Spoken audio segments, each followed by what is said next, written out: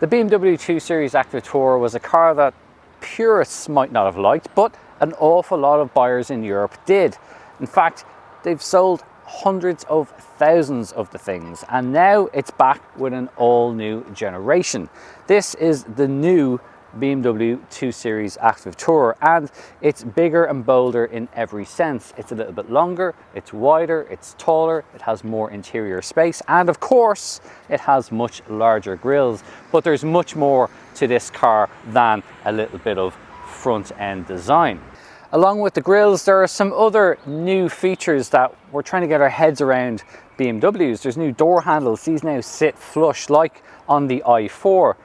It's funny, in my head I'm so used to reaching in and pulling out a BMW door handle, but now you reach in, it lifts up. It's quite nice, works very well, makes it a little bit smoother, a little bit cleaner looking. There's also going to be a range of different engines available. You'll have 3 and 4 cylinder petrol engines. There's also going to be a diesel engine and 2 plug-in hybrid options. So that means that you'll also have front wheel drive and the option of all-wheel drive. There's also one interesting feature that links the 2 Series Active Tourer to the BMW Z8 Roadster. So hang around because I'm going to reveal that to you later in the video. At the rear, there's also a much more distinctive design now. You've got horizontal LED taillights that extend out to the car's shoulders and adds a sense of width to the car. BMW has also opted to have no exhaust pipes visible now on this car. So all of the cars, depending on which specification you have, will have rear bumpers that don't have any exhaust on display. Boot space is a major factor in this car and in this class, and the 2 Series Active Tourer has a nice low load height, so it's very easy to get heavier, bulkier items in when you're lifting them in and out, whether that's your weekly shopping, kids' bikes, buggies, that kind of thing. The rear seats are also very adjustable. They can be folded up directly to 90 degrees upright to increase cargo, and can be fully folded flat as well. And you also have power sockets in the rear if you need to have a cooler box on charge, for example. The interior is quite different from its predecessor, and it's full of some kind of unusual and interesting features. For example, the car now uses BMW's latest operating system, but there's one unusual feature.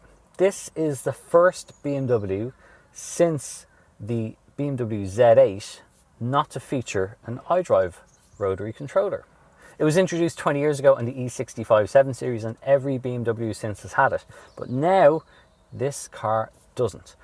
The reason why? Well, this dual screen display is now 2 centimeters closer to the driver, and effectively BMW felt they didn't need to have the rotary controller anymore, because obviously you have voice recognition and you also have touch control. It's very easy to reach this system. So it's quite an unusual landmark. It's a bit of a departure for BMW to lose this, and it's very likely that we'll see other models in the future not have that particular feature. The center console then, well, it's quite an unusual thing because it's got this floating center console here. You don't have a traditional gear selector either. You have this little rocker toggle, so all you do is you literally pull it towards you to engage drive, and you have a very simple, elegant controls panel here. You've got your electronic parking brake, you've got your engine stop start button here, and a dial here for your volume. Your different modes as well are all selectable through here. There's far fewer buttons in this car than any previous BMW. This is getting very basic in terms of button count, but it's not losing anything in terms of how it all works. I've been using the operating system for a while now, and it does everything pretty well. The only thing I would probably miss about it is that there's no immediate shortcut button if you want to turn on your heated seats, but that's really a minor gripe in the grand scheme of things. Because of how this is now designed, you still have an armrest, but they've just left all of the side here open. It's much more sensible, it's much better to use this because it's much easier to put things in. You can see where things are. You're not reaching into a dark box to try and figure out where it is. And all of this is covered in quite a rubberized, grippy surface, so things aren't really going to slide around all that much. There's also a wireless charging pad here, but it's integrated and upright inside the center console here. So when I go and put my phone in, it's got a really nice clip function. So you pull it back and you pop in your phone and then press it against it. it stops your phone from sliding around, because let's face it, we've all been driving cars with wireless chargers, and as soon as you take the first corner, your phone moves and you suddenly realize it's not charging anymore. So that's a good feature. You still have 2 USB-C ports here, you've got 2 cup holders, and you've a lot of ventilation. You've got your vents here, a center vent, and 2 vents in front of the passenger as well. There's a little bit of detail depending on which specification you choose. This has a kind of metallic look, but you can get various other finishes as well depending on which spec you choose. This particular version is the M Sport model, and it's got these slightly sportier seats here. They do a very good job. They have a nice bit of cushioning on the sides, on the outer part of your thighs, and also the side bolsters here give you a good bit of comfort. They do hold you in place, and it's all finished in a nice, typically good quality BMW material. The driving position itself, well, there's a lot of adjustability. The driver's seat is electrically adjustable in this car, and there's a huge array of scope for moving that around. And the steering wheel itself is adjustable for reach or rake. There's quite a good degree of movement there. So I think most people will find getting a comfortable driving position quite easy. It does have a head-up display, but like its predecessor, it's not projected onto the windscreen, and you have a pop-up panel in front that pops up and it projects onto that. But it works fine. It might not be as advanced or as snazzy as some of the augmented reality systems that we have projected on the windscreens, but BMW does make up for it by having the navigation do that via the screen here. So when you approach a corner, it will pop up with a live feed from the camera and use augmented reality technology to project exactly what turn you need to take on that. It's a real help, especially if you're in a smaller, tighter urban environment and you're not quite sure of a particular building you need to find, things like that. All very useful features.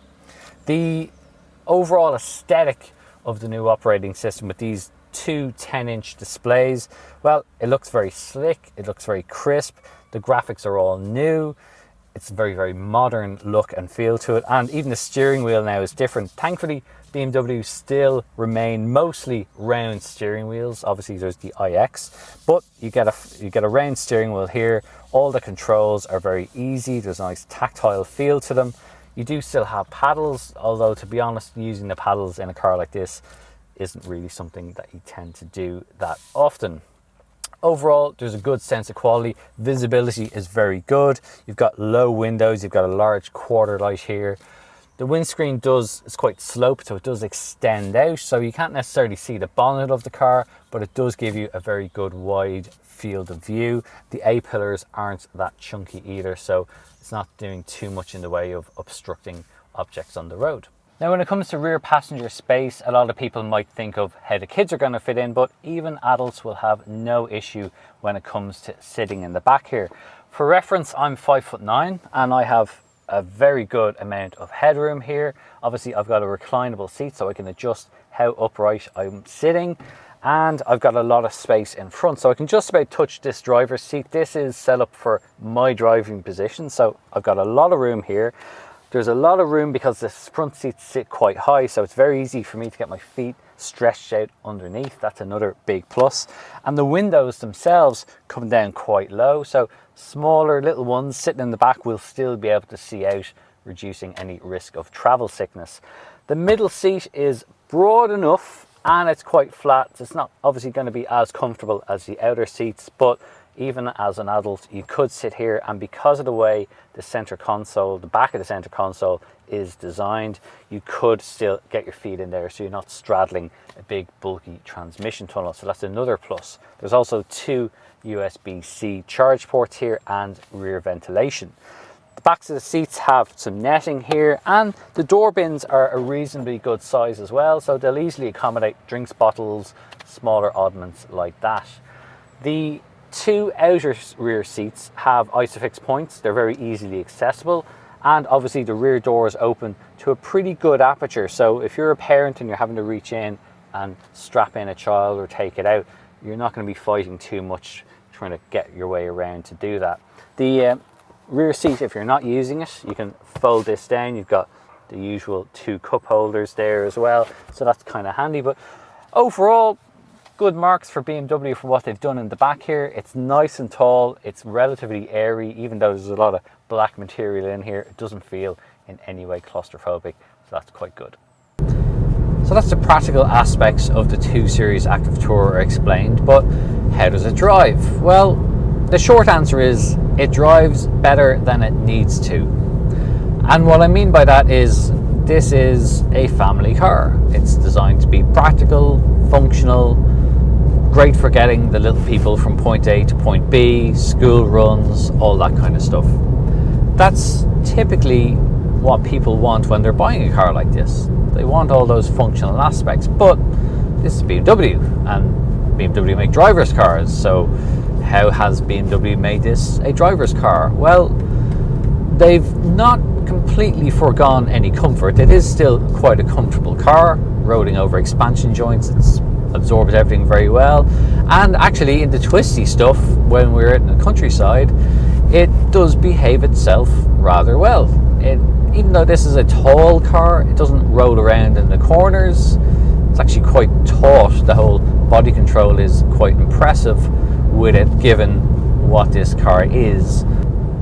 There are a couple of different engines to choose from as well. There's a 218i and a 220i. They are a 3-cylinder 1.5 litre petrol, or you can have the 4-cylinder 2-litre petrol, which is what we're driving here. This is the 223i. It's got 218 horsepower, and it adds a little bit more of an air of refinement to the car, having that extra cylinder there. It's a little bit more balanced, it's a little bit more powerful, it's a little bit quieter as well. 3-cylinder engines by their very nature have a little bit more of a characterful thrum to them. Some people will like it, some people won't. There are some that might find it a little bit coarse, a little bit unrefined, maybe a bit uncouth. It is a little bit noisier and a little bit more vibey when you're putting the engine under a heavier load, if you're joining a motorway or doing an overtake. And that's where this 223i comes a little bit better, because it has that little bit more power, it has more torque, it is a little bit smoother, it will get up to speed with a little bit more degree of urgency about it. But then on a long cruise at higher speeds, it does settle down, it's quite smooth, it's quite refined. It obviously has the 48 volt mild hybrid system as well, so that will mean slightly smoother engine stop start sequences in traffic. And the automatic gearbox is reasonably good, as long as you're not trying to hurry the car along particularly hard. Then it's, for the most part, quite smooth, quite polished really. This is a car that, unlike some of the other cars in the segment, has that degree of driving quality that really most people are going to expect from that blue and white roundel on the steering wheel.